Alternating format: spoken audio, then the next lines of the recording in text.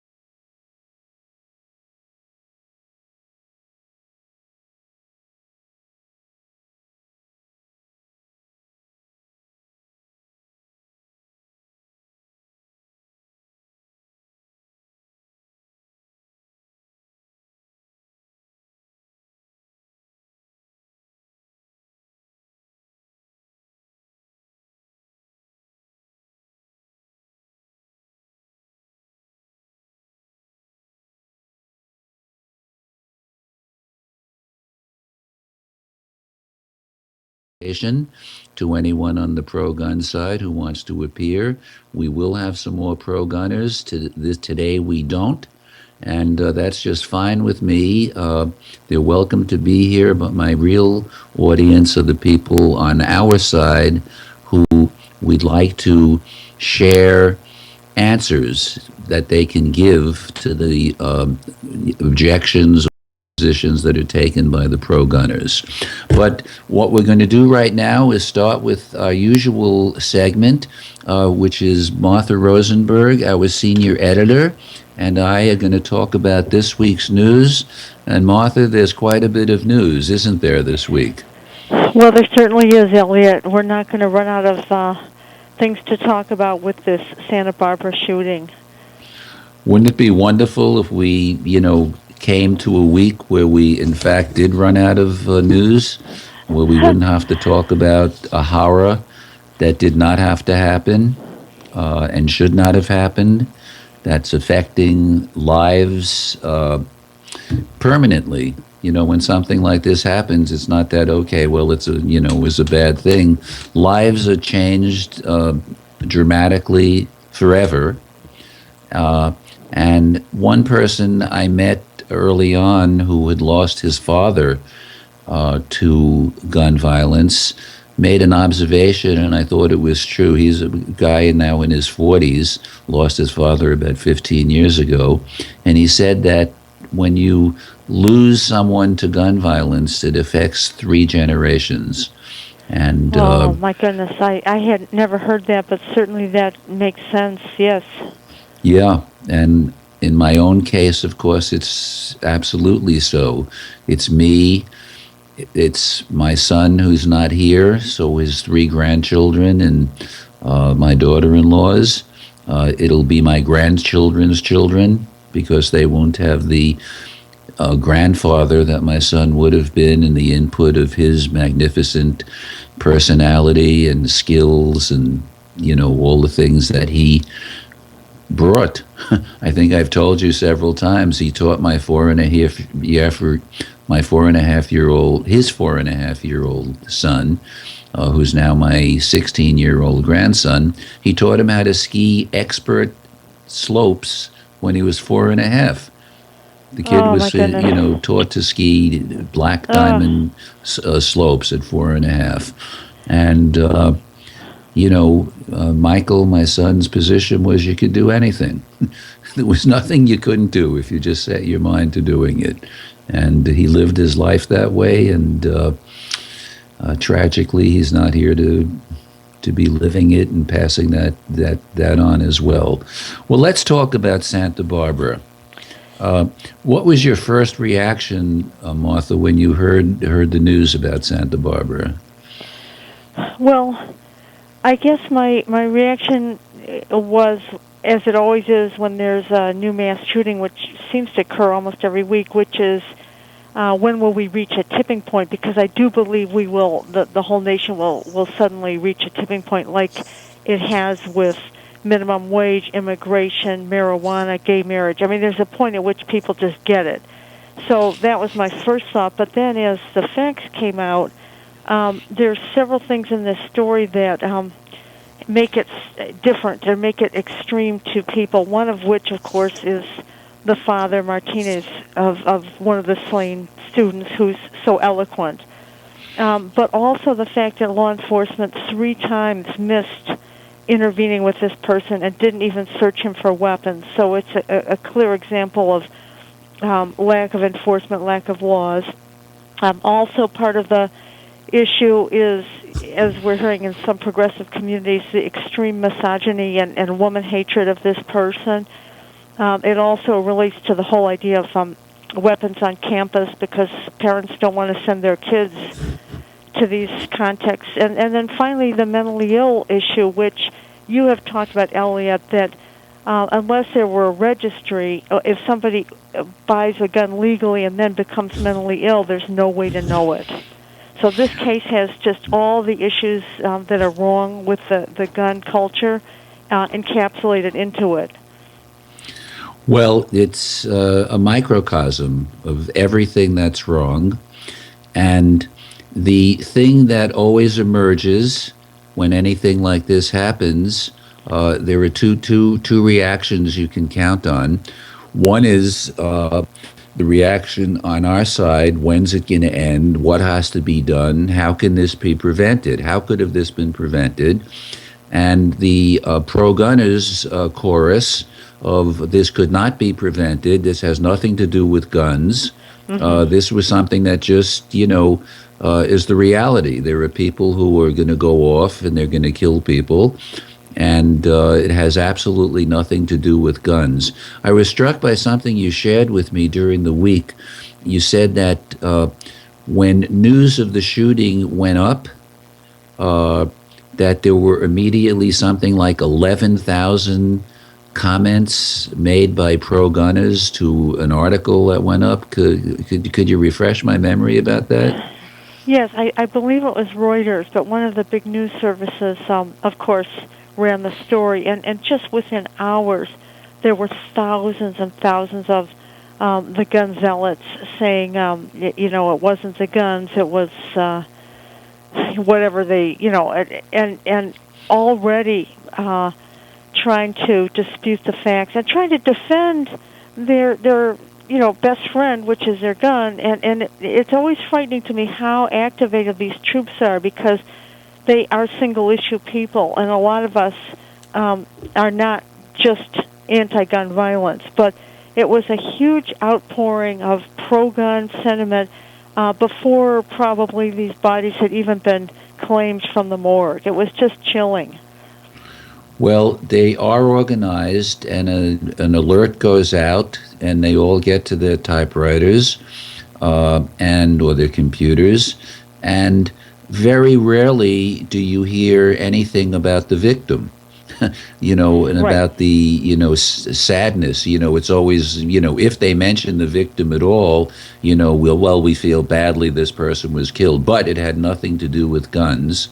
And that is why the name of our show is It's the Gun Stupid. That's why the name of our show is It's the Gun Stupid. It always has everything to do with guns. And if this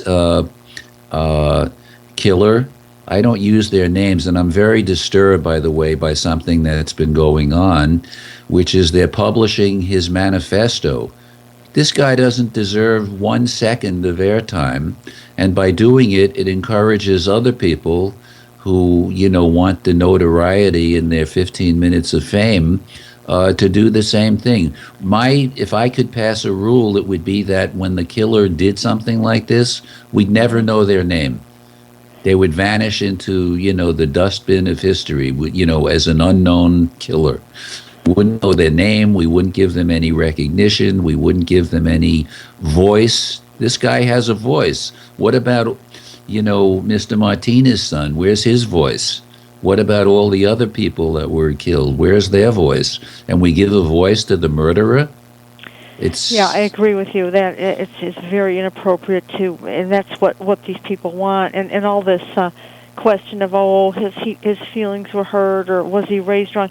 No, he was a violent murderer, and with the other part of what you were just saying, the gun zealots love to pretend that these things quote just happen unquote, like a tornado or a hurricane, as if it isn't the ease with which you can buy 3 guns in a short period of time, and at the same time that you're mentally ill, as if it weren't the gun laws that have turned a lot of this nation into an armed camp. well, and to build on that point, uh, and again, it's the genesis of our name. Where would the name came from? It's the gun, stupid. The name of our show. To build on that point, it's very clear to me that on a percentage basis, on a distribution basis, there is many misogynist, uh, ego-driven, personality disorder people in other countries as there are in ours, and there are many other killers, would-be killers in other countries, just like the Santa Barbara killer. But we don't read about any of them going out and killing people because of their mental illness, because killing them with guns because there are no guns. It's the guns. If they had Well, guns, of yeah, course you're they'd go absolutely out right, and kill Elliot. And I people wish with you could tell guns. the listeners about England again, and how they first interview the people that would know this potential gun owner to make sure he's mentally stable. Can you talk about that for a second? Well, what I'd like to do is spend some good time on that, and do it later in the section, later in the show, uh, after we have our visit with our very special guest today, and then get into that. Our special guest, Dante Barre. But what I would say is this: that our side and all the discussion that's gone on our side. Oh, we've got to have more background checks. We've got to have more focus on the mentally ill. We have to have all kinds of things revolving around gun laws, and now everyone's glommed onto the slogan because Mr. Martinez said not one more time. Now everybody's banging around not one more time. Well, all of that's well and good, but it has nothing to do with the solution of preventing it again. And there's a very clear solution, a very absolutely fail-safe solution for preventing it again. And that is if we had the background check procedure that they have in a country like England. In our country, when you go through a background check, and the background check goes through a system that's missing millions of records. Typically, 90% of the mental health records are not in the background check system. So that's in virtually every state except for California and New York and I believe Virginia. They're missing tons as well. They're not missing 90%. So somebody with mental issues goes sailing through. They're a Right. law-abiding citizen, so Right. they go sailing through and they get their guns. But the failure is that we don't have an appropriate background check system. And what I want to talk about is what system we should have, because it's the one they have in England. In our system, if you apply for a gun, you've got to get it within 24 hours. If your name is in the system and they have some questions about it, if they can't get the answers within 24 hours, you get the gun, period. Oh, and then they destroy the records that you have the gun.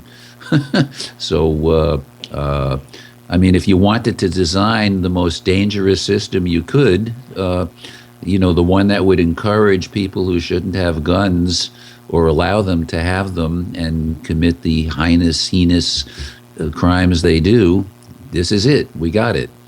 So, Yeah, okay. and also I think Martha, many people we'll be aren't back aware together of exactly what you after I said, visit that with these Dante, guns, these but laws I'm actually told aren't it's sane. time for a I mean, break. what drives the idea that oh, he can't wait more than 24 hours. His rights are being violated, so let's give him the benefit of the doubt. And then he goes and kills, and I think it's very interesting that Aurora, Tucson, Virginia Tech, and Northern Illinois were all those young men all passed their background checks. They flew through. Yeah, they flew through.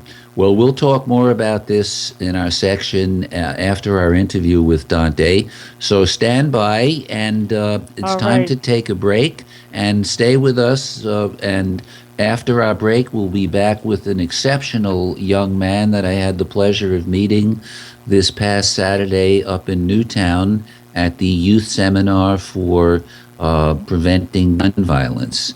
Dante is, among other things, one of the founders and members of the Million Hoodies movement for justice, which is a national organization that emerged after the horror of Trayvon Martin's slaying to make sure that George Zimmerman was brought to trial.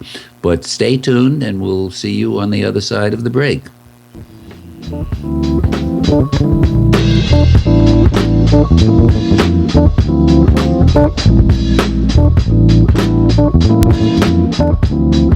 Today might be the day I drop out of school. Today could be the last day I try. My parents alone can't stop me. My friends can't even stop me. But you might be able to. With United Way, you could tutor me, be my mentor, or volunteer to just read with me. If someone had helped me earlier, I might not be struggling. And studies prove that kids who read well by 3rd grade are more likely to graduate.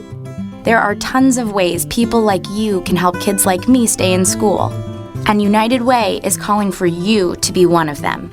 Because it takes 12 years to create a graduate. It takes about the same time to create a dropout. And the difference between me becoming one or the other could be you.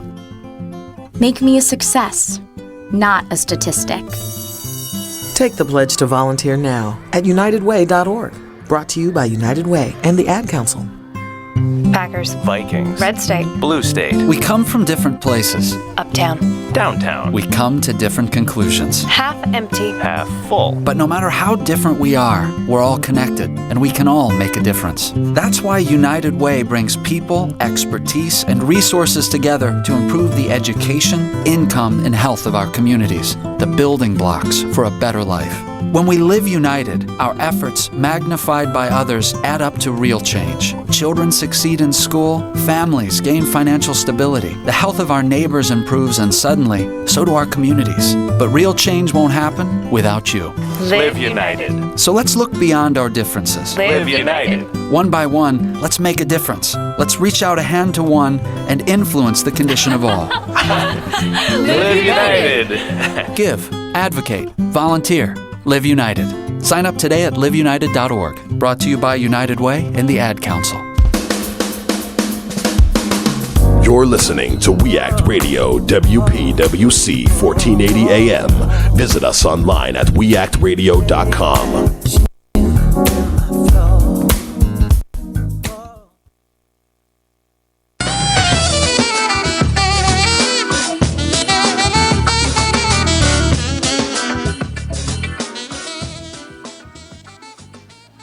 Well, excuse me for being a bit early before the break officially ended. I'm really anxious to talk to our next guest, Dante Barry, who is a remarkable young man. Dante is someone, as I said before the break, I had the pleasure of meeting this past Saturday at the up in Newtown at the Newtown Youth Summit for gun violence reduction. And Dante was on a panel that I was hosting and had some really powerful comments to make. Just as some quick background, Dante has over 9 years of experience as a community and student organizer dealing with issues of racial justice, anti-war, and student movements. He's worked with a number of progressive nonprofits and is one of the founders and current vice president of membership and engagement with the Million Hoodies movement for justice. This is a national organization we'll be talking about, but it emerged in 2012. Its purpose was to generate global support, not just support here, but global support for the arrest of George Zimmerman. Dante has been quoted in the media. He's been on The Daily Show with Jon Stewart. He's been on Al Jazeera. He's a really articulate, intelligent person with a lot to say. So we're all in for a real a treat here. Dante, good afternoon. How are you? Hi, Elliot. Good to be here. Thank you so much for having me. Well, it's my pleasure. I failed to mention that you're in Brooklyn, right? Yes, that I am. I'm actually originally from Jersey and recently moved to Brooklyn a few months ago in October, so I'm definitely loving every part of it. Well, you're in the heart of all the action. Oh, there's action, of course, everywhere. FYI, I'm originally a Bronx kid. I grew up in the Bronx, and we used to have some issues with the people from Brooklyn, especially when they had the Brooklyn Dodgers there, and I was a New York Yankee fan. But there's a sign. There's a sign that's when you drive into Brooklyn, when you come over the 59th Street Bridge out of Manhattan. There's a sign that says, "If Brooklyn were a country, it would be the 7th largest country in the world." So I don't know if that's still true, but that gives you a feel about Brooklyn. Well, Absolutely. Dante, I'm curious to know how you became involved in community organizing, something about your background, and how you've become such a stalwart working for things that really matter. And so, perhaps you could share with us how you came to be doing what you're doing. Absolutely. Absolutely. Again, thank you so much for having me on today. And as you mentioned, I've been organizing for almost 10 years, starting off as a student organizer. And I grew up in a small town in New Jersey, in southern New Jersey, right outside of Philadelphia, and attended in high school, attended a very diverse community, a regional high school that brought about 5 different communities together.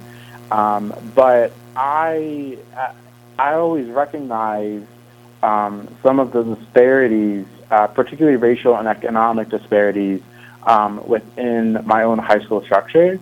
And at one point, I always started to question, why is it that the people that look like me, who are black, were always in a core or remedial class, whereas I was always in probably 1 or 2 black men for sure, but definitely a handful of people of color that was generally in a honors or AP course.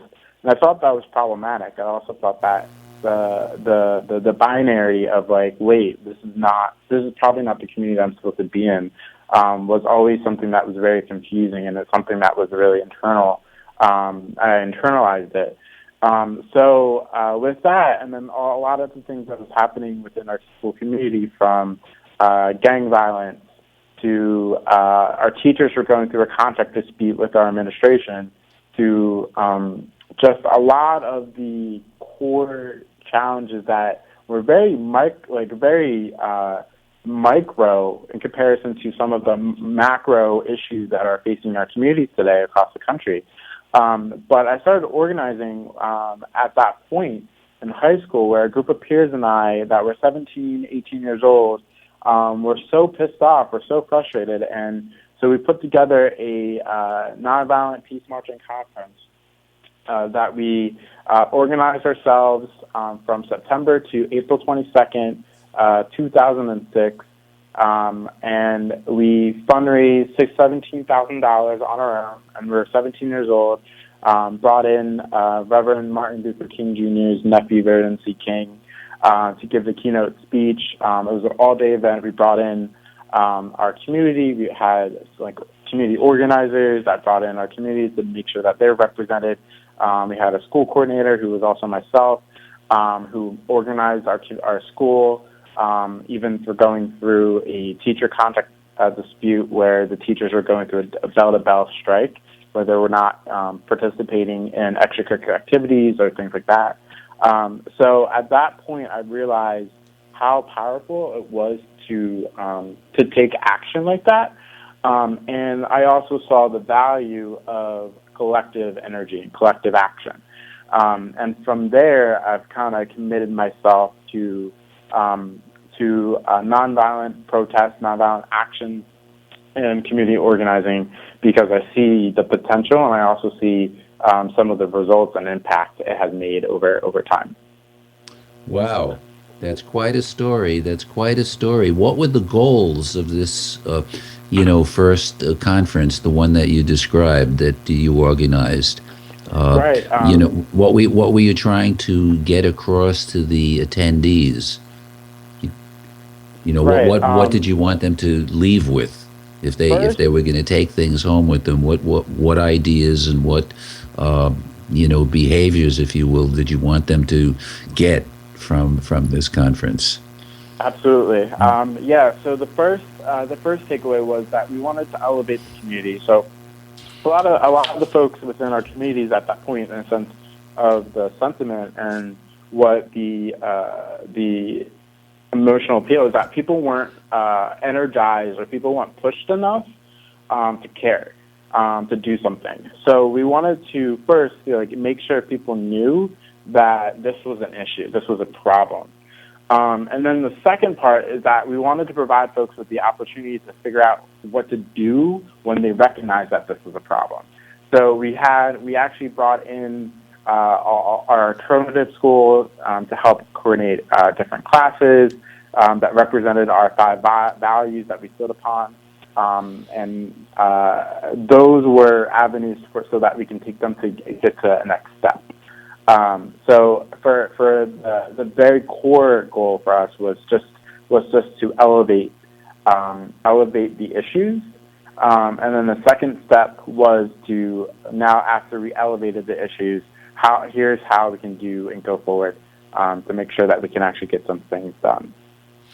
Well, I've always said that if there's not hope, everything ends. You just can't get people to do anything, even to act in their own best interest. And it sounds as though what you were providing was for the community at least some hope that things maybe could be made better.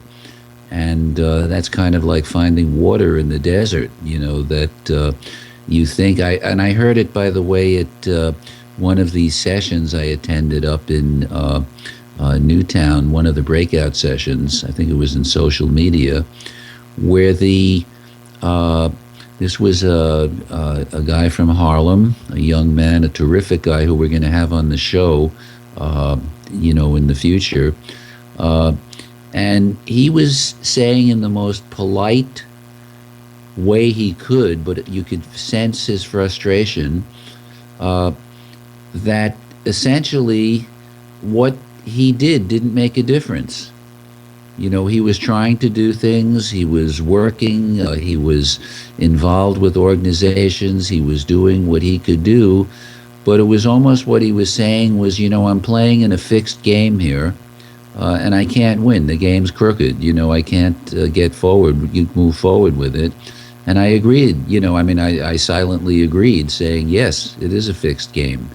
And it sounds as though you've come through this fixed game, and you were trying to get people to say, yep, it's a fixed game, but maybe we can play it differently, or maybe we can get out of it and, do other things. What were some of the things that, you have been encouraging people to do, or did encourage people to do? Right. I think that sentiment is actually, felt very. It hit home. It's hit home for a lot of young people, I think.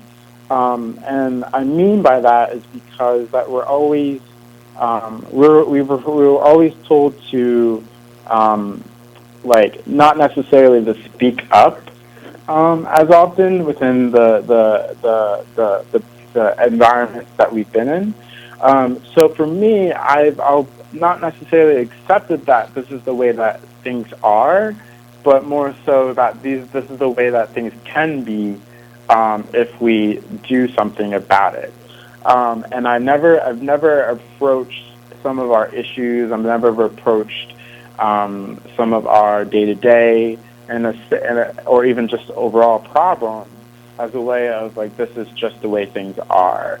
And very similarly with, I think, some of the sentiment on the right and with some of the sentiment and different issues that say that this is how it ends with gun violence, or this is how it ends with profiling. It is what it is, and I don't necessarily accept that. I want to challenge it, and I always want to provide an alternative, because I think there always is an alternative, and we can improve on each alternative going forward. Well, I happen to agree with that, and that is why, since the murder of my son with a gun, I've dedicated the rest of my life to doing something about it, so that other parents won't have to go through, what I've gone through. And I absolutely believe we can. I agree with you. There's always something you can do. And part of what you can do has to do with how you react to it. Hands get dealt out all the time, and the question is, how are you going to react to it? And one of the things, and I was struck by what you said earlier, that in high school, or you were, I believe it was high school, that most of the people of color that were in kind of remedial or not the better classes, this classes for better students, you were smart, so you were, and you were troubled by that. And I had a pretty amazing experience in college that confirmed, something that I always knew was true, but this was the confirmation of it. I had I went to MIT. I was studying engineering, and as you know, MIT is supposedly the best engineering school in the world. I wasn't too keen on going, but my parents would have been heartbroken if I didn't. So I went, but I can tell you that if I could read a book instead of go to class, I probably spent the least class time of anybody who ever went there. That said, they had lectures, so there was never a book for a lecture, and I became friendly with a fellow from Ghana. His name was Kofi Frimpong, and he was as smart. I mean, this was a scary smart guy. He was really brilliant. He took good notes. We became really close friends, and he said, "Look, I know you don't like coming to school. Why don't I just give you my notes from the lectures? Then you don't have to, show up." So I said, "You got a deal," and he did, and they were great notes. Anyway, in the friendship that we had, which lasted for all the time that we were there, I learned Kofi's story, and here it was. He was from Ghana. His family owned a very small, maybe a couple of acres of land, and they had some cocoa trees on it. And the cocoa trees supported the family. So Kofi had graduated from secondary school. That's what they call high school there. And he had been awarded, get this, a full scholarship to MIT, all room and board, trips back and forth to visit his family, spending money, all books, everything, clothes, everything covered. Okay, so that was what he had. And the family had to decide whether they should let him do that, or maybe they'd be better off if he were working in the cocoa field, because that's how they made their living. So it's a mathematical society there. They call a meeting, 11 people come from the family, and they take a vote. So get this, Dante, they take this vote after everyone has, said what they had to say, and he wins 6-5. it's 6 to 5 that he should go to MIT, and off he comes, and of course, he was just one of the most brilliant people I've ever known. But it always occurred to me that if he'd lost the vote, okay, and I was visiting, and so that he was working on the cocoa farm, or the family cocoa trees, that if he lost the vote and I was driving down the road in Ghana and saw this guy in the trees, picking cocoa or whatever you do with it, it would never occur to me that there's one of the most brilliant minds on the planet, Yeah. And what I took away from that is I know something about probabilities, I know something about statistics and percentages, and you cannot tell me that in the African American community and the minority community, there aren't people right up there with Kofi. Maybe you're one of them, and what's needed is we got to find a way to get these people into the game. We can't just look at people, those remedial classes you were discussing, and say, well, these kids don't, have it. They're really not smart. They may be as smart as the smartest kids in the school, for all that matters. And that was a real big thing for me I always thought it was true, but to be in contact with it was tremendously important. And I think if more people could get away from stereotypical, assumptions, we'd be a better world, which takes me to my next question. You're very involved in reducing racial profiling, and of course you founded, or one of the founders of the Million Hoodies movement, which, of course, what happened to Trayvon Martin was the extension of, racial profiling taken to the nth degree. I'd like you to talk about that, about how Million Hoodies were formed, what it's supposed to do. What do you think can be done about racial profiling? Have you ever been racially profiled? Your experience with it. Absolutely. So there's all back up, because I think my story particularly has a little bit more of an intersection as for why I'm a part of Million Hoodies today. And I say that because, yes, I have been profiled before, particularly when I was one instance that I think I will tell stories a lot about, that at one point when I was in college, I was doing some canvassing in New Jersey, in a very affluent neighborhood in central New Jersey, in Marlboro, and I was dressed up in a shirt and tie, pretty casual dress, and I was actually approached by a police officer who was driving along and asked for my ID, and I'm like, sure, no problem, and asked me what was in my bag. I had brochures, I had pamphlets.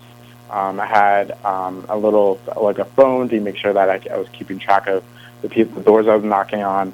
So gave him my ID, and he's just sitting there checking, and I'm sitting there for that 30 minutes. And I overheard him say, once they went through my ID and my information, he goes, "Are you sure?"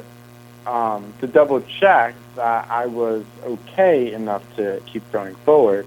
And then even after they said okay, he comes back and tries to search some of my stuff.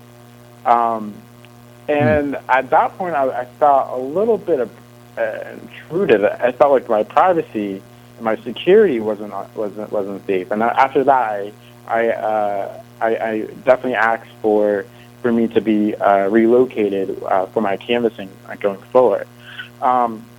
But that's one instance, and then another instance, I think, when you think about gun violence, is that I have family members that have either been behind the gun or in front of the gun, and I have a particular family member, a cousin who recently passed away a few years ago due to gun violence in New Orleans. And so this issue, when we think about racial profiling, when we think about gun violence, this hits home for me.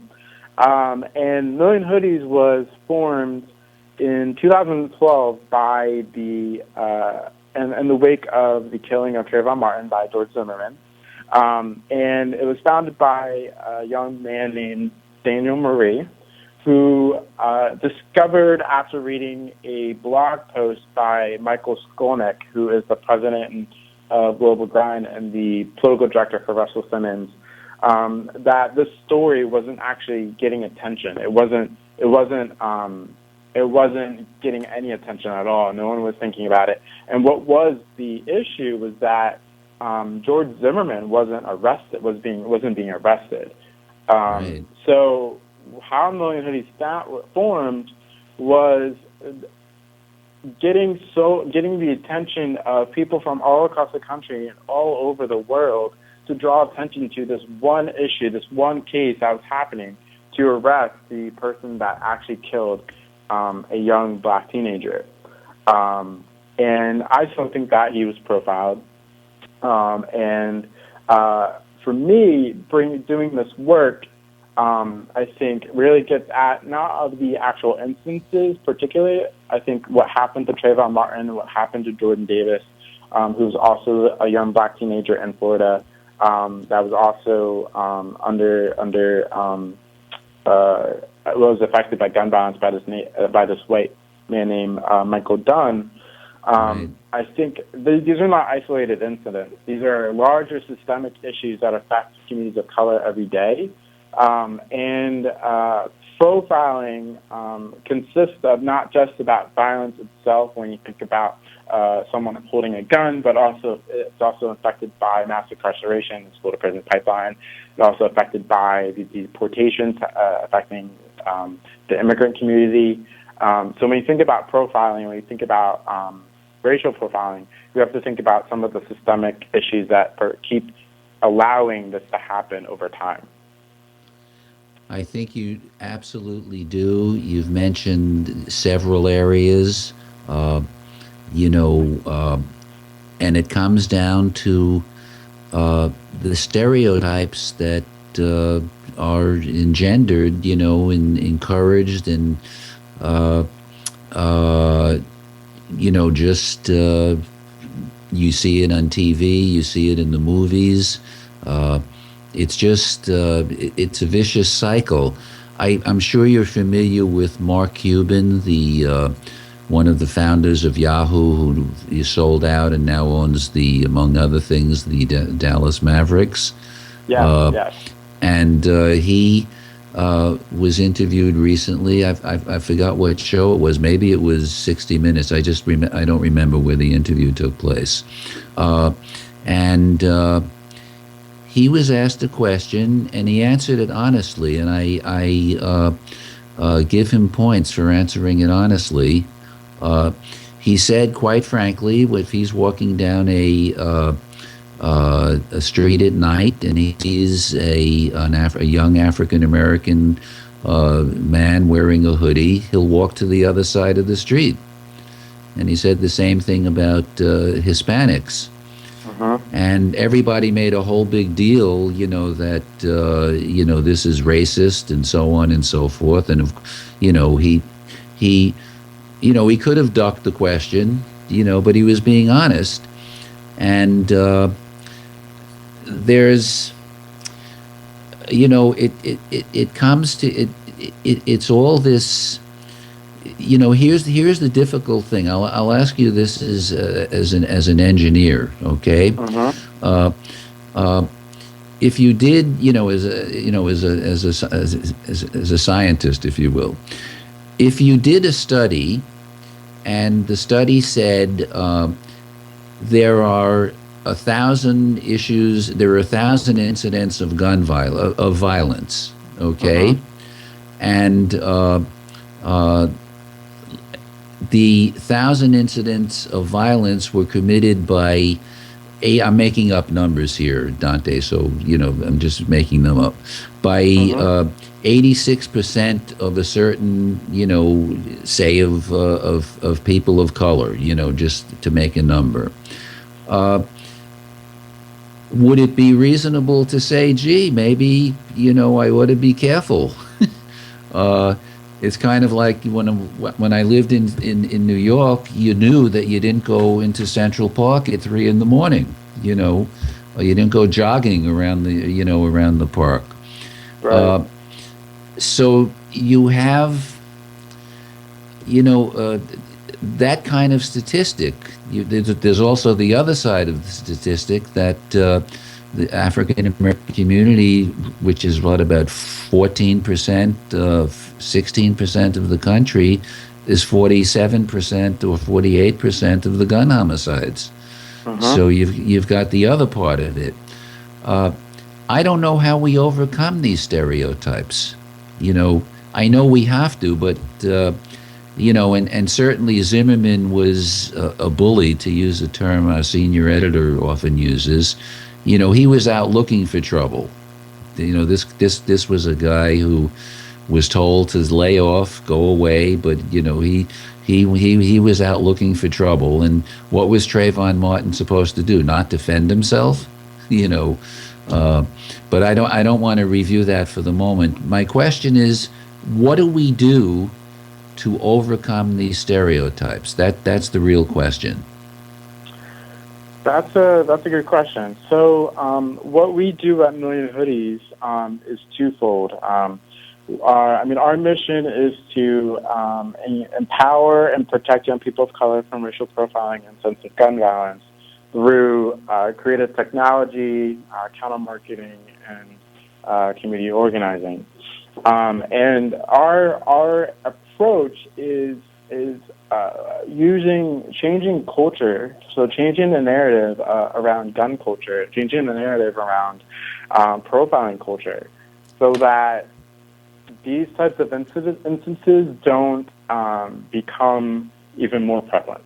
And then also we're building power, and we're scaling the work of the work that's happening on the ground, particularly on college campuses, so that we can build power and have concrete demands for why this is an issue and why we need to take action today.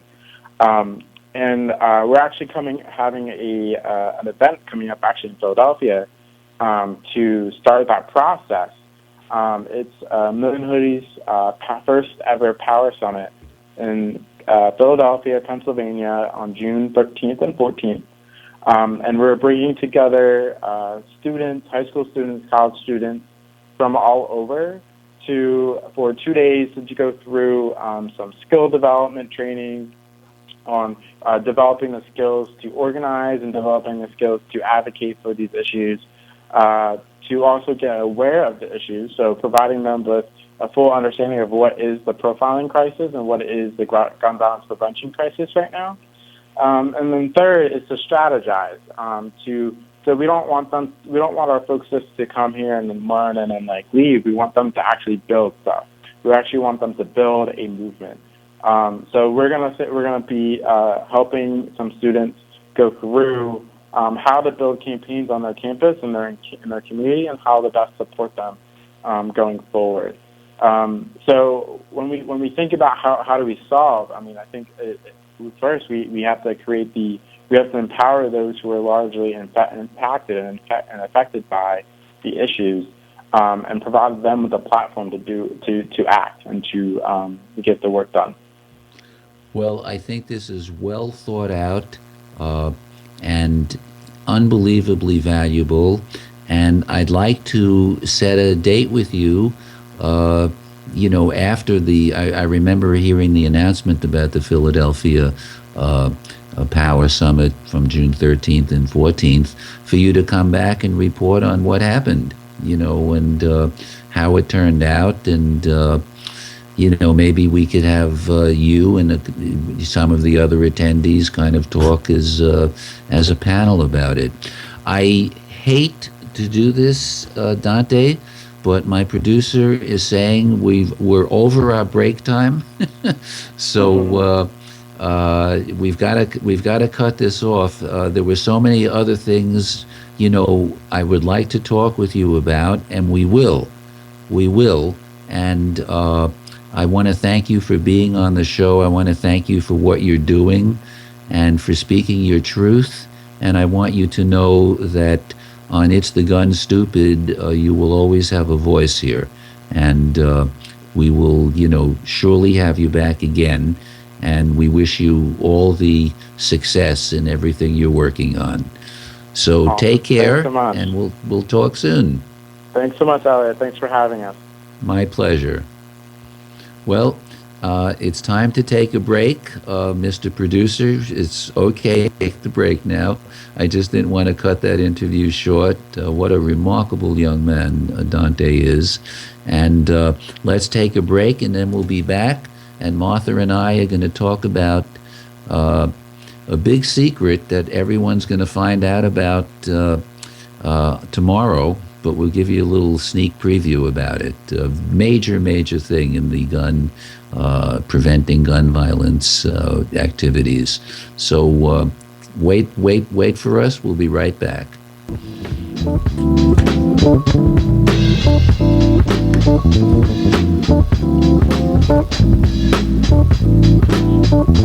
Today might be the day I drop out of school. Today could be the last day I try. My parents alone can't stop me. My friends can't even stop me. But you might be able to. With United Way, you could tutor me, be my mentor, or volunteer to just read with me. If someone had helped me earlier, I might not be struggling. And studies prove that kids who read well by 3rd grade are more likely to graduate. There are tons of ways people like you can help kids like me stay in school. And United Way is calling for you to be one of them. Because it takes 12 years to create a graduate. It takes about the same time to create a dropout. And the difference between me becoming one or the other could be you. Make me a success, not a statistic. Take the pledge to volunteer now at unitedway.org. Brought to you by United Way and the Ad Council. Let me tell you who to blame. Blame the boy lying at your feet, his body oozing life through the hole in his stomach where the bullet tore him apart. Blame him for challenging you, for not looking away and for not backing down when you pulled out the gun. Blame your mother for bringing you into this world when she was but a kid herself and for dragging you up, not bringing you up. Blame society for not giving you hope. Blame your father for not being there, the man who looked after himself instead of looking after you. Blame the gun in your hand for making you a target, for making you more likely to be picked on. Blame the dead boy, blame your mother, blame society, blame your father, blame the gun, blame anyone but yourself for not being strong enough to put down the gun, to break the cycle.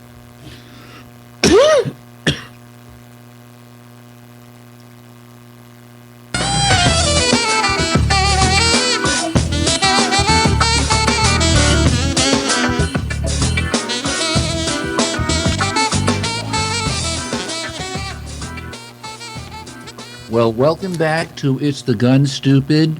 I could have chatted with Dante for an hour, and when we start these interviews and we have a half hour, it seems like a long time to talk, but they frequently turn out to feel like, gee, if only we had enough time.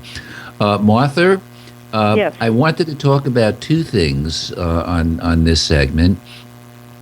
I'd like to go into what could have and should have prevented the Santa Barbara massacre, and then I'd like to go into our secret. That's going to be coming out in a press release tomorrow, a national press release. But let's go back to this critical fact. The critical fact was that the members of the community where the killer lived, including the killer's parents, knew that this was an unbelievably troubled young man. I don't like calling him a man. I'd prefer calling him a killer, so that's what I'm going to call him. Well, maybe that's not fair. So he was a troubled young man, and everyone knew it. It wasn't a secret. The killer in Sandy Hook, everybody knew was a killer. Was troubled. They didn't know they were a killer, but they knew that this was a deeply troubled person. When the police came to the mother of the Aurora killer, she lived in California, as I recall, and when they tracked down the killer's parents, and they came to the door, the first thing she said after they told her why they were there was she said, "I knew he would do something like this." I mean, she said she was not surprised. She knew he would do something like this. She didn't say it gleefully. She said it, very unhappy that he had done it and very struck that he had done it. But nonetheless, she knew. People like the killer at Virginia Tech was on medication. And that medication, as was the killer in Phoenix, the one who went after Gabby Giffords and others, the two of them were on medications because they were known to be troubled young men, and they were taking medications, except the reality is that something like 85% of the people who take medications to be mentally stable because whatever issue they have, whether it's a chemical imbalance or, whatever the issue the medication straightens out, 85% of them stop taking the medication. And as we've discussed many times, the Virginia Tech killer had stopped taking his medication, as did the Phoenix killer. So the issue is pretty clear that this is not a mystery, and the Santa Barbara killer, it's not a mystery. Everybody knew. Everybody in this person's world knew that this was somebody who was not together, someone who was deeply troubled. So why should someone like that be in a system that allows him to legally not only purchase 3 semi-automatic guns legally, and also to buy, 400 or 500 rounds of ammunition? No questions asked. He's not in the database. He can have this material. That's the problem that has to be solved. And no one's talking about it. I mean, that's what's pretty amazing to you and me. In all the commentary you've made, no one's talked about what we've talked about, which is that the background check system is a joke. It's an absolute joke. And maybe you can make some comments about it, and then I'm going to contrast the background check system that we have here with what we have in, what they have in England. So, Martha, I know you have a lot to say about this, and why don't you pick up some of the points you'd like to make? Well, that the NRA and the gun rights lobbyists have perpetuated this idea that even if you're violent, even if you're mentally ill, you have quote-unquote gun rights. And, the thinking is that you have a firearm to defend yourself, but, why would you have 3? So that self-defense thing is bogus. But the background checks have let most of our mass killers through, and as I think you've said, if they can't get clearance for somebody within 24 hours, they're given the benefit of the doubt. There's destruction of the record that he passed his background check within 24 hours, which is a green light for straw buyers. So the whole system is basically reflects the gun lobby obsession with arming the whole United States. That's what it does. And I keep wondering how many of these young men will do this before we look at the system. Because, as you've said, there's many mentally disturbed people on these drugs or going off these drugs or whatever it might be, watching the video games, in other countries, and they aren't drenched in blood like we are. Well, there are two things, and then I'm going to make the contrast. One of the bills the NRA has been pushing for the last couple of years is that people with Alzheimer's should be able to get guns. No, it's a big thing to them. They want to get this passed. The other thing is currently, if you're a soldier coming out of the armed forces, you go through a medical discharge procedure, and if you're diagnosed with PTS, you are the clinician or the therapist is to inform legally put your name in the background check system, which makes you at least a prohibited purchaser. Doesn't mean you can't get a gun. You just go to a place where they don't have background checks, like a gun show or online, where in fact 2 out of every 5 guns that are sold, 40% don't have background checks, don't go through background checks. But what the NRA is fighting for is that if you were a soldier, even if you have PTS, you shouldn't be denied your gun rights. You fought for the country, so you should be able to have any guns you want. And they're serious about this. I mean, they're pushing for this. There hasn't been enough soldiers with guns who had PTS that didn't kill their family and children and then themselves. And this has nothing to do with arming the country. It has to do with gun sales. That's what it's all about. It's just maximizing gun sales and not paying or caring at all about the consequences, of who's walking around with guns. And there's another interesting part to this, Elliot, which is that there are so many mass shootings that we tend to all have a very short memory. And I would guess, I'm just guessing, it's only been 6 weeks since the Fort Hood shooting, because we just forget. And that guy at Fort Hood bought his weapon at the same place that the Nissan, the other Fort Hood shooter, did a few years earlier. So it's just, it really is almost hard to believe that we just ignore, something like this, because that was 3 weeks ago or something. Well, what about the Navy Yard shooting? Right. Where the killer went down to Virginia, couldn't buy a gun in D.C., so he went to Virginia, a neighboring state, where he legally could buy a gun. So he picks up the gun one day, and the next day he's out killing people. The arguments from the NRA side, the pro-gun side, is that, look, come on, let's step back.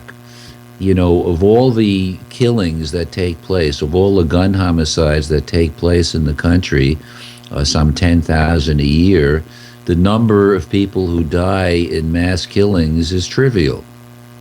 Looking at it, how many people die in mass killings? 100 people a year, if that many? 200? I mean, it's a low number. So their argument is that, we really shouldn't be worried about mass killings. And we're making too big a deal of it. And further, that this is a plot, the fact that we are concerned on our side about mass killings is only because that's a wedge to take their guns away. I'm sure you've heard that argument over and over. I've heard it over and over. And when they get done making that argument, which I call the de minimis argument, it's so small, how can we... It's the same argument they make, with the people with mental disabilities, why they should be able to have guns. What I say about the de minimis argument is that I suppose you then, if I'm whoever I'm talking to, I suppose you then believe that if we find 6 cans of tomato soup with E. coli in them, we really should leave the millions that are out there because, gee, it's only 6 cans. Except we don't do that, do we, Martha? We pull, the millions of cans out. We don't just say, well, it's only 6 cans, So this argument, this absurd de minimis argument, is pushed by these pro-gunners, and it's exactly what I said. It's absurd. In no other area would, results like this, 100 or 200 people being killed because of a situation, be tolerated. Something would be done about it. So let's see how we could have prevented the Santa Barbara massacre. And, that's the question du jour. How could this have been prevented? On the pro-gun side, of course, nothing could have prevented it. On our side, laments that, gee, we have to stop this, and, if only the Congress, does what it's supposed to do, we'll pass laws and we'll be able to prevent this. And the laws they want to pass are better background checks and, the usual things, all of which are laws we need, by the way. So here's what happens. In England, in 1996, in Dublin, a town in England, they had their Sandy Hook massacre. A madman went to an elementary school, killed, I think it was 16 or 17 young children, killed several teachers, and then himself, of course. And it was as shocking to England then as Sandy Hook has been to us now. In fact, just as a quick aside, Andy Murray, the great English tennis player, he won Wimbledon this year, was a student at the school on the day the shooting took place. And he just wrote a piece or was interviewed and talked about, what it was like, going through that, not only that day, but afterwards. And it's a pretty compelling piece. I might have even sent it to you, Martha. If not, make sure I do. Sure I do. It's important. So, how did England react to this? How did England react to the Dublin massacre? Well, the first thing they did was they banned handguns. Nobody in England can own a handgun. That's it. No one could own a handgun anymore. No one could own a semi-automatic gun anymore. They banned those. The only gun you can own in England is a hunting rifle or a rifle you can use for marksmanship, if that's your area of interest. And that rifle has 3 bullets. It has a bullet in the chamber and then 2 backup bullets that go in. So that shoots 3 bullets at a time. That's it. That's the only rifle you can have. Of course, and this is just drifting away for a second. Of course, the criminals can have anything they want because they get them on the black market. And you'd expect a bloodbath in England, but of course they don't have a bloodbath in England, and I'll talk about that later or another time. But the point is to get this rifle that shoots 3 bullets at a time, okay, and that's all you can get. Here's what you have to do.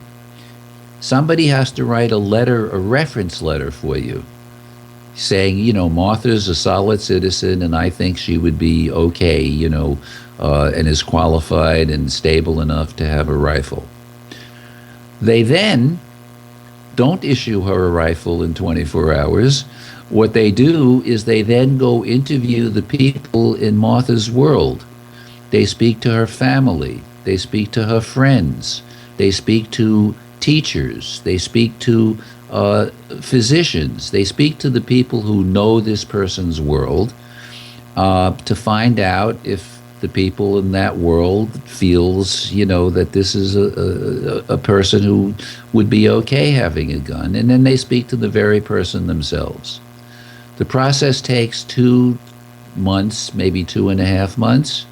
And if you survive all of that, then and only then can you get a gun. They know who has the gun. Your name's not thrown away. They know that you, Martha, now have a rifle. You have an obligation to keep that rifle stored in your home in a locked cabinet, unloaded. And if you fail to do that, you go to jail for 5 years. It's a mandatory 5-year jail sentence. And guess what? They actually send people to your homes unannounced to inspect to see that the guns are locked up properly.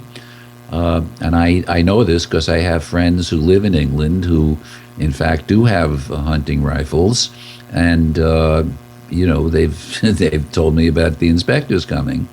And if your cabinet's not locked, there's no excuses. It couldn't be, well, I was just about to close it, but I had to run to the bathroom, or my wife wanted to get a dust rag or whatever. No excuses. It's not locked. It's, open. There are bullets are in the gun. Off you go to jail. Mandatory. So guess what? Nobody ever steals a gun and goes, no kid ever steals a gun and goes to school and kills people. Never happens, because the guns aren't. And here, we can't even get a law passed to require that guns be. They're called CAP-proof guns, Children's Access Prevention gun. Storage. But coming back to the background check system, if we had that here, none of these mass killers would have ever been granted a gun. None of them. Now, the Virginia Tech killer was known. They would have spoken to his doctors. They would have spoken to the community. They would have known that he was only okay when he took his medications. And I personally don't agree. I think anybody that has a mental condition that requires medication to be stable should not have a gun, because I don't want to be betting that they'll keep taking their medication when 85% of the time they don't. I mean, do you agree? Well, of course I agree, Elliot. And the punchline to the whole England explanation is how many murders they have a year, because the whole line of the gun lobby is, oh, you take away our guns, and the murderers will, only outlaws will have guns. So you have to tell everyone how many gun murders they have a year. Well, in England, and I've written about this, as you know, in England, where only the criminals have guns, because the criminals can get semi-automatic handguns, they can get any guns they want. So in England, only the criminals have guns. No one can have a handgun. They can have their hunting rifles or, their marksmanship rifles. That's it. But no one can have guns except the criminals. So you'd expect a bloodbath, right? Right. At least if you're the NRA, you'd expect that, So in England, they have 45 gun homicides a year. 45. And if you adjust for population, England has 60 million people. We have 300 million. So we have 5 times their population. So all things be, and England is a country very much like ours. They have poverty, they have drugs, they have immigration, they have gangs, you name it. They have everything we have. So if all things were equal, we should expect to have 5 times 45 gun homicides a year, or 225. But we have 10,000. And Elliot, this is such a proof. No, it's outrageous, because it's so obvious. Then less guns, less crime, or less guns, less deaths. It's so obvious, and the NRA double talk about, oh, the bad guys have guns, so we got to have guns. I mean, as if they're not the reason. As if these countries, and England is not the only one. No. Show that they have to be the best example of it being the gun stupid, because everything else is equal. They're industrialized countries with gang warfare, drug use, all of that. And mental health issues. But, so the point is, as I wrote in one of my pieces some time ago, we'd be a much safer country. You would be much safer if you lived in a country where only the criminals have guns. And the question is, who's doing these 10,000? If we should only have 225 gun homicides and we have 10,000, who's doing it? Who are committing these? Oh, It's the law-abiding citizens, or a good percentage of them, because we know how many the criminals should be doing. The criminals should be doing 225. It makes you just wonder, it's. how. But the key point, just coming back to the the background check system. The key point is that we don't have a real background check system. If we had the background check system, among other laws that would be required, but if we had the background check system that they had in England, the Santa Barbara killer never would have gotten his hands on a gun. Never. Right. As opposed to the background check system we have now, where he not only got one gun passing the through the system as a quote law-abiding citizen, he got three. And he bought up 400 or 500 rounds of bullets. So the issue here is, yes, we can stop this. This could have been stopped if we had a real background check system.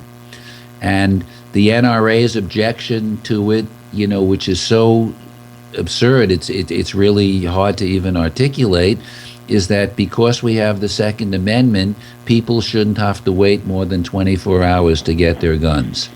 And if it means that we give guns to the wrong people, so be it. That's the price of freedom. Well, no, it's not the price of freedom, and we're going to stop it. We are going to stop it because National Gun Victims Action Council approaches this issue differently. We've added economic levers to combat gun violence and to change the laws and to assure we get sane gun laws. And this leads us to the announcement. To the announcement, except I think our producer has counted wrong. The producer is saying we only have 2 minutes left, but I think we have 15 minutes left because we're supposed to end at 7:30, and it's only Eastern time, and it's 7:17. So the producer's saying I should keep going, and I will. Tomorrow you will read all over the country in the national press release that we've put out that we have called for a boycott of a country of a company that is symbolic with all the best in the nation, and that company is Hallmark. And we are calling for a national boycott along with our partner organization in this action, the Newtown Victims and Clergy for Corporate Responsibility. Martha, I know you're familiar with it because we've worked on it for the past several months. And here's the deal. Hallmark is a typical large corporation that wants to stay on the side and not get involved in any of the gun stuff. Now, what makes this utterly hypocritical is that Hallmark, like all the major companies, including the NRA, by the way, does not allow guns in their corporate headquarters because it's really important to keep the CEO and the senior management team safe. So guns are banned. Why are they banned in the corporate headquarters? Oh, maybe they're dangerous, right? So they know guns are dangerous and they ban them in their corporate headquarters. However, they lease their Hallmark Gold Crown stores. They're not franchises, so people can lease them or own them under an agreement. And they do not require that the Hallmark Gold Crown stores, the 2,600 of them that exist, ban guns. Of course, what the hell? They're not the CEO and the senior management group. They're just normal people who own stores, and they have private citizens going in. And, why should they be protected?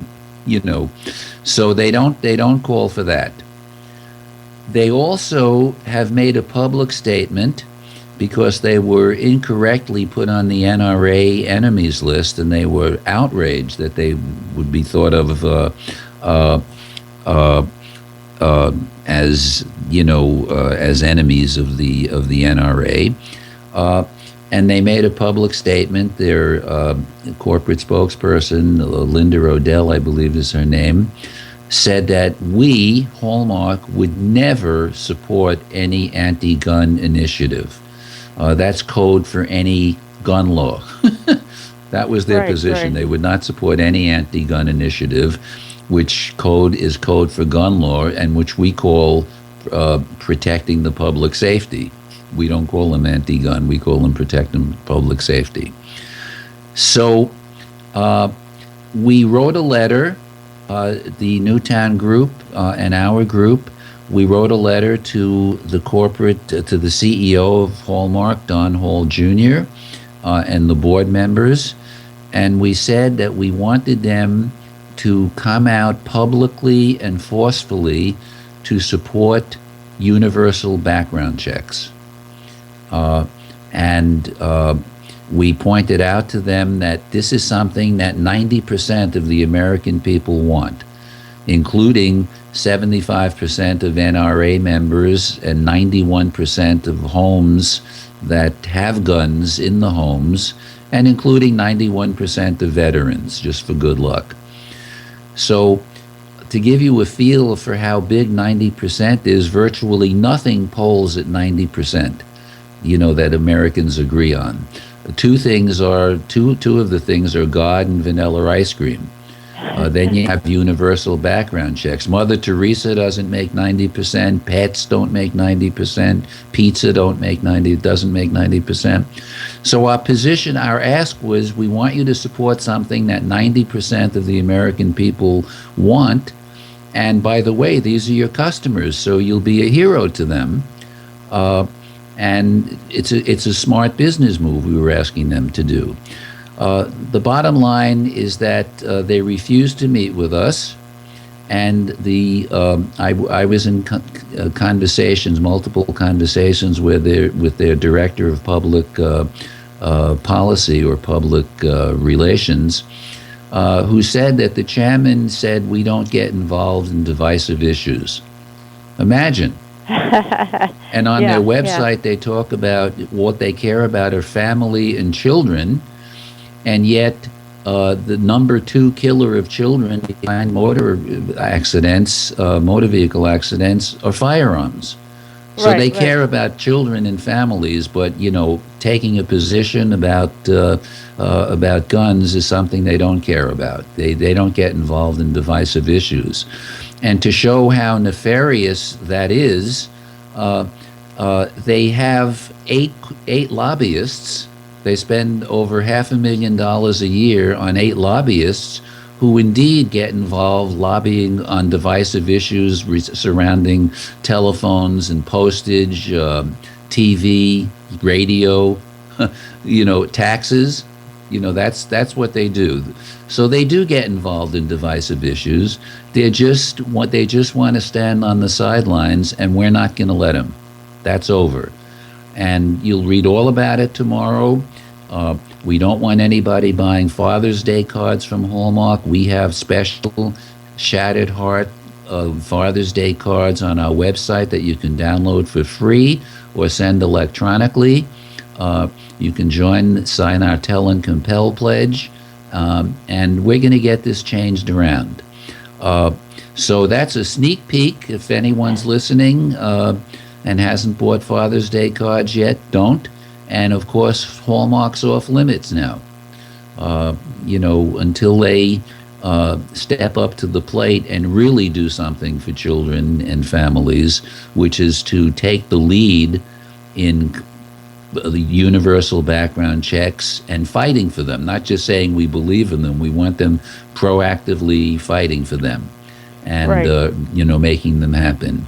So, okay, we have run to the very end of our time here. Martha, always a pleasure chatting with you. Thank you, And Elliot. we have lots to do over the next 48 hours, which we will. But thanks for all who have listened to our show. And it's The Gun Stupid. And we'll see you in 2 weeks, where we'll have some more terrific stuff going on. Have a good evening. Take care, and thanks for being with us.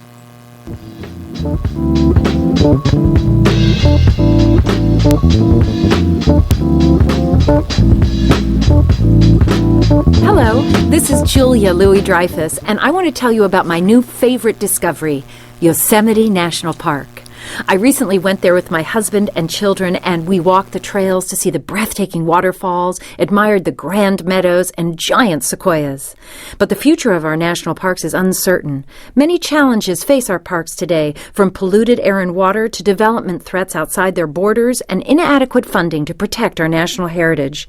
That's why the National Parks Conservation Association recently completed a decade-long assessment of the challenges facing our national parks, along with proposed actions that will ensure our children and grandchildren will be able to enjoy the parks as we have.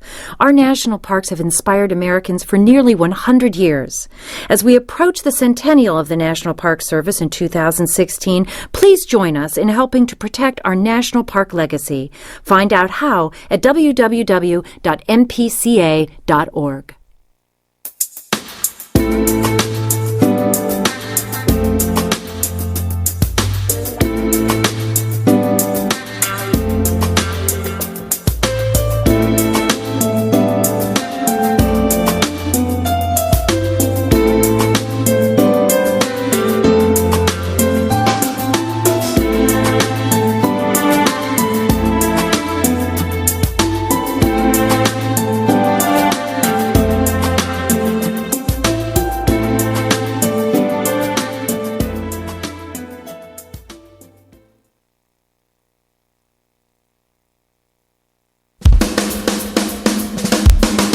You're listening to We Act Radio, WPWC 1480 AM. Visit us online at weactradio.com.